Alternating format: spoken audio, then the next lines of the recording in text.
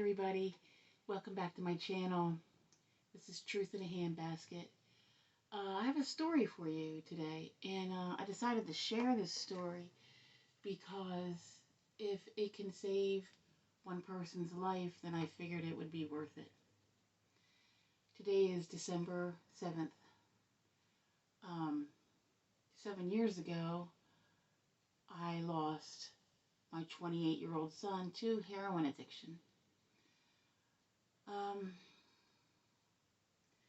So let me start off by saying that I had a difficult pregnancy with him, very difficult. I had daily migraines, like in the middle of my pregnancy. I think it went on for 2 weeks. There was nothing anybody could do. The doctors couldn't give me anything because I was pregnant. And so I would just kind of lay in bed and cry in bed, and I'm sure all the crying didn't make it any better. But anyway, when I went for my 4-month ultrasound. Normally when you go for your ultrasound, the technician, she's, real excited for you, and she's saying, here's the baby's heart, and here's the baby's lungs, and the liver, and everything. And my ultrasound tech didn't do that. And she went and she got the doctor. And the doctor looked, and he looked, and again, kept looking. And he says to me, this baby has no kidneys. And I said, what do you mean? He goes, this baby has no kidneys. And this baby needs to be aborted. And I said, I'm not aborting my baby. And he said, well, listen, death via, like when a baby has no kidneys, it's a very painful death. So the child might live long enough, but then if he's born without kidneys, he will die, and it'll be very painful for him. And I said, well, I'm not having an abortion, because I am, for those of you that don't know, I'm very conservative. I'm a Republican. I'm pro-life. Okay, and that's as far as even like pro-life, as far as like, I don't even like to kill a bug, seriously. Well, anyway, I went home with this information, and I stopped off at my in-laws' house, and my mother-in-law, she was very spiritual, very Christian Catholic woman, and she told her what happened, and she looked at me and she said, that's a lie from the devil. She says, well, I had told her that the doctor said that we would give it another month, but at the end of that month, he said, you'll have a decision to make. And but that was as long as I was going to be able to wait to decide whether or not to have an abortion, because the laws being how they were. And so it's still in my heart, in my head, I'm saying I'm not having an abortion. So to me, there was no decision to make. And but anyway, so she said, this is what I'm going to do. She said, I am going to pray. They said, you have a month? Well, I'm going to pray every night for a month. And and at the end of the month, you wait and see. That baby will have kidneys. And so the month comes and goes, and I go back to my obstetrician, and they do another ultrasound, and lo and behold, my Robert had kidneys. He had kidneys, and some people say, well, that's because his kidneys were just so small. He had kidneys the whole time, but they were just too tiny to be seen on the ultrasound. That's probably what happened. And that may be true, but that doctor wanted me to schedule an abortion like that day and abort this child. So anyway, so Robert is born, and he's beautiful. He's absolutely, I've never seen such a more gorgeous kid boy. First of all, he was a breech birth, and the labor was intense. Even with an epidural, I could still feel it was horrible, and I was screaming, and I was like, "Please, just get him out!" Oh my goodness, I couldn't take it anymore. And then I'd only dilated up to 6 centimeters, and I just was not dilating. And they said, first of all, they did an X-ray to see that his position, and he was breech, of course. And I would later always tease Robert about it when he would do something silly or backward or whatever, and I would say, you came into the world backward, like that's how you were going to be born." But no, instead they brought an X-ray machine in and they X-rayed him and they saw his position, and they said, "Well, we're going to take you down. You need to have a C-section." So of course, C-section babies, because they don't have to go through the birth canal, he had this most perfect little round head. He was just absolutely gorgeous. So so as he was growing up, he was just this beautiful child, but he was also so smart. Oh my gosh! But he was real fussy, and when he got to be about 3 years old, he he used to be real OCD about his socks. He used to drive me crazy. He used to want me to take his socks off and redo them. And thank God for tube socks, because I finally figured out if I buy him tube socks, they won't have that little seam at the top, and then he'll be able to, he'll be comfortable in his socks, and that cured that. But he was real smart.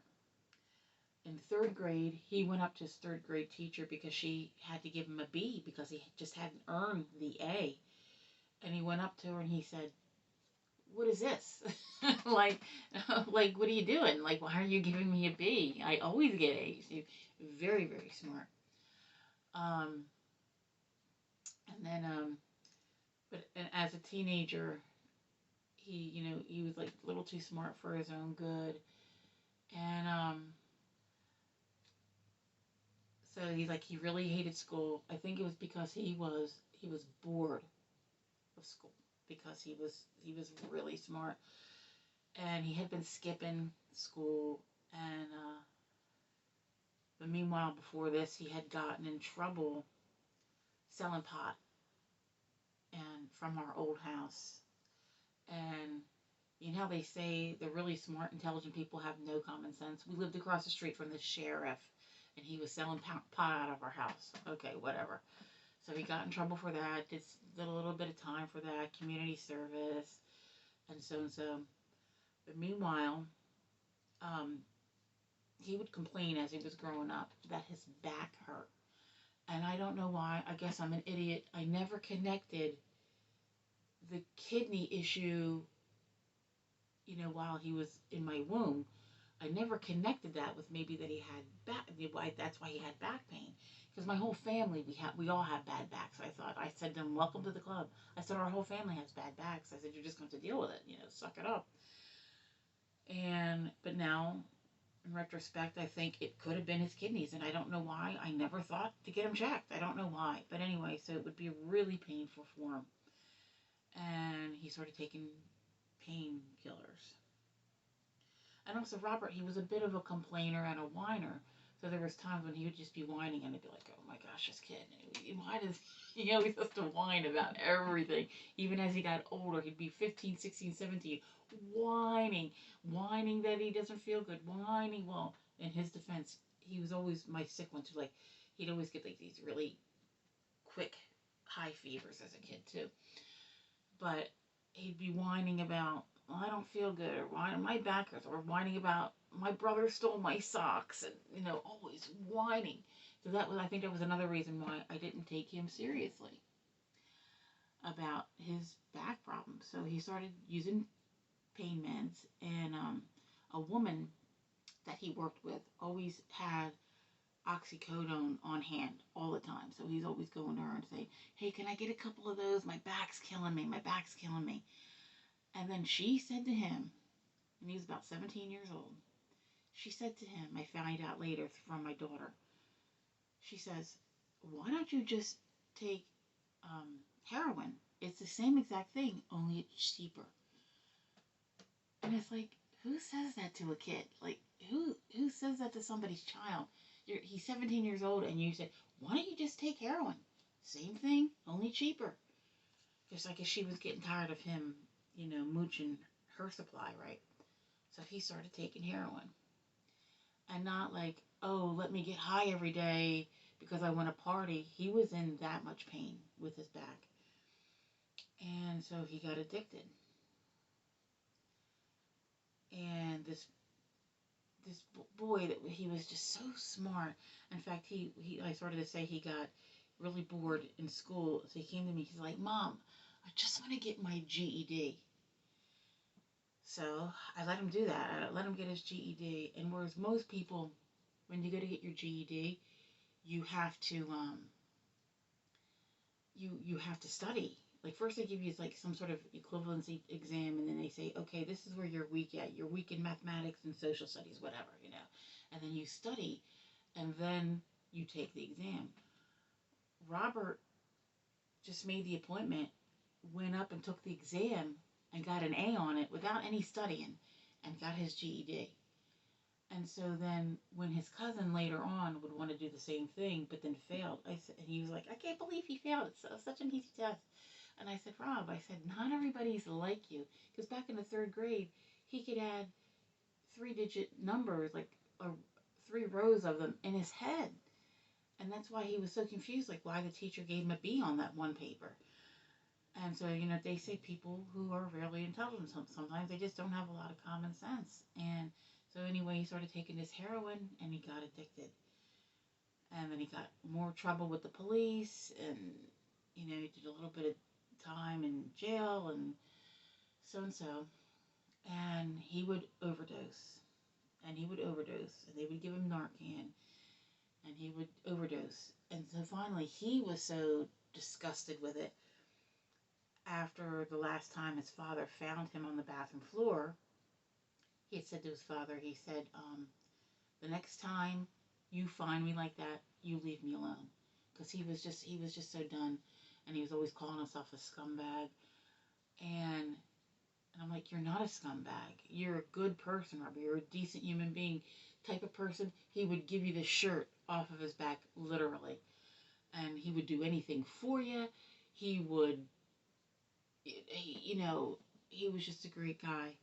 And he was like the best uncle. The kids loved him, our grandkids. And he loved the Lord Jesus. And he got baptized. And he was trying so hard. He would go to church all the time. And he was trying so hard. He would go to NA all the time. He had a series of, they give out keychains at NA. Like every time you keep going back and you keep going back, he had them on a ribbon. And he tried so hard, but he just couldn't get the monkey off his back. He just couldn't get it.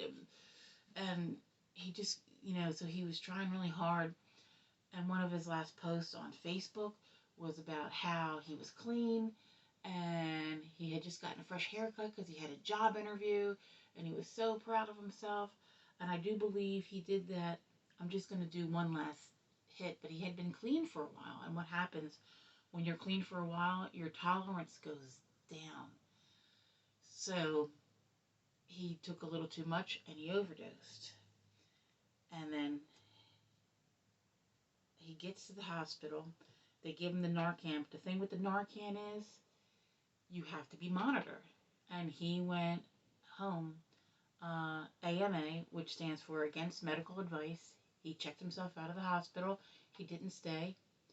And then from what I understand, he took a little more once he got home. And then he had called me, and he was slurring his speech.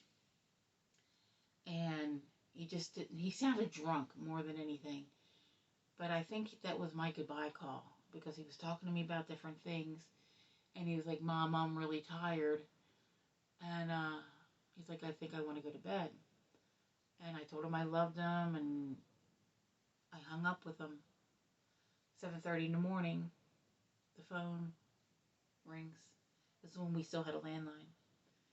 And his sister was on the phone. And I was in bed sleeping. We were all sleeping. And the phone had rung, but it was really early in the morning. And then the next thing I know, our other daughter's coming upstairs with her cell phone, and I heard her whisper something to my husband, and then I could hear him, like, my eyes are closed because I'm, like, barely awake, and I kind of hear him trying not to cry, and I just kind of knew. And my daughter that was on the phone, she said, Mom, Robert died. And I just was screaming and carrying on, and it was the worst day of my life. And then the second worst day of my life was on December 12th when we put him in the ground. We had 2 funerals. Everybody loved him. Played a Friday night thing, Saturday night, something like that. And the reason why I'm telling this story is, other than the fact that it's very tragic, because he was so intelligent, it was such a waste of potential. Because how smart he is. He could have been anything. He could have been a brain surgeon. He was just so smart. He could have been a lawyer. He could have been an astronaut. He could have been anything. Is because if you're even thinking remotely for to start taking heroin or any addictive substance at all, I want you to stop and I want you to think about this story, because everybody has that woman who raised them. Okay, whether it's not always a mother, sometimes it's a stepmother, sometimes it's a grandma, sometimes it's an auntie, but everybody has that woman that raised them, and that woman will be draped over your coffin, crying and beside herself in grief.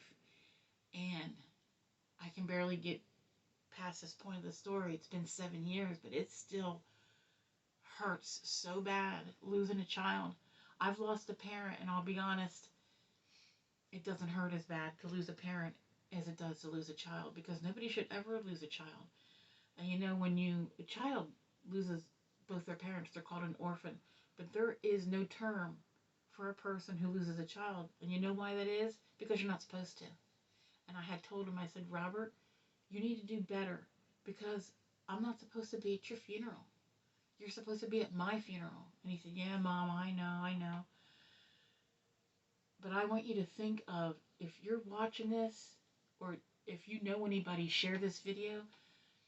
If you're just about to pick something up, or even if you have started already, put it down. Go get some help. And because people will be draped over your casket, crying. One of the worst things I ever had to see in my life, because when it's like the last time you're allowed to view the body, they go by like first friends and family, and then cousins, and then the last people to see the person is their parents. But right before that, they allow the siblings to come up.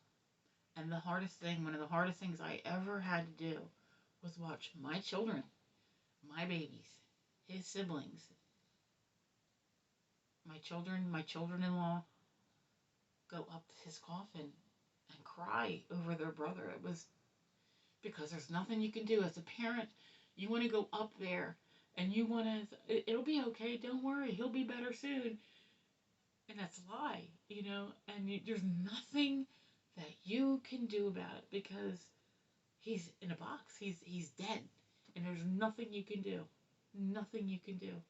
And I've beaten myself up all the time, thinking maybe if I had done this, or maybe if I had said this, or maybe if I didn't do this, or if I did do this, what could I have done different? How could I have raised him different?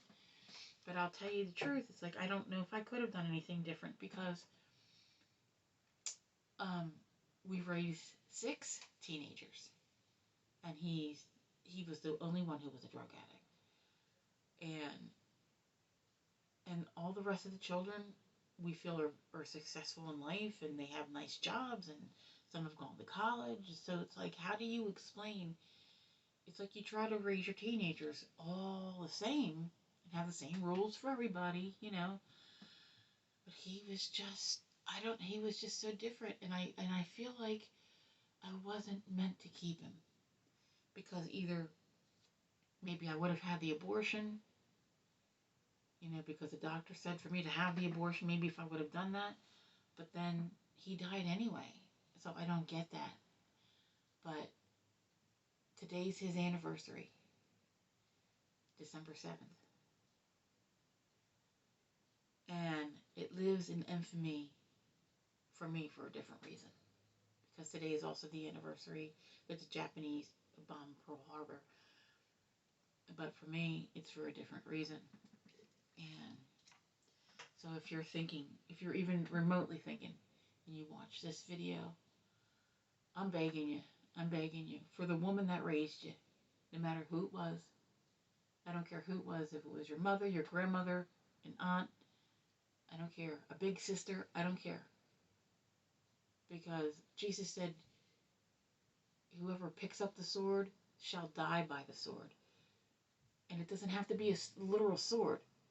Whoever picks up heroin, that's how you're going to die. That's how you will die. It's not a maybe, especially nowadays with all the crazy formulas that they have with the fentanyl and all that crap.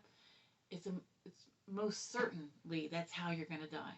You pick it up, you might as well commit suicide right now, because that's exactly what you're doing. And I don't want another mother to go through what I went through watching this with him.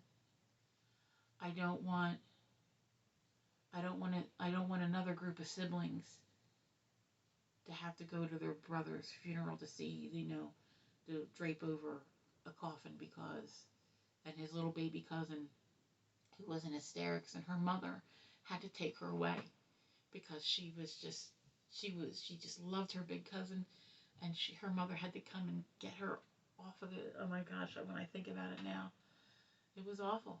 It was awful. And I just I so if this saves one person, if one person says, you know what, I'm not gonna do this. And I know this is a cliche, but if somebody claims to be your friend and they're offering you drugs, they are not your friend. If you tell them no thank you and they push it and push it, that person's not your friend. And I know they teach you that in elementary school or in junior high school, but it's not a cliche. It's really the truth. Because people who are your friend and love you, they respect you enough to not do these things. And I just don't want another mother to see her baby in a coffin. Because your mother shouldn't see you in a coffin. Your kid's sister shouldn't have to tell your mother that her baby's gone. That was his little sister. His little sister called me. His younger sister called me, and that was her job, to tell me, their mother, that he was gone. Okay, well, I'm going to leave it here at that, and I hope you have a nice rest of your day. And I'll talk to you all again.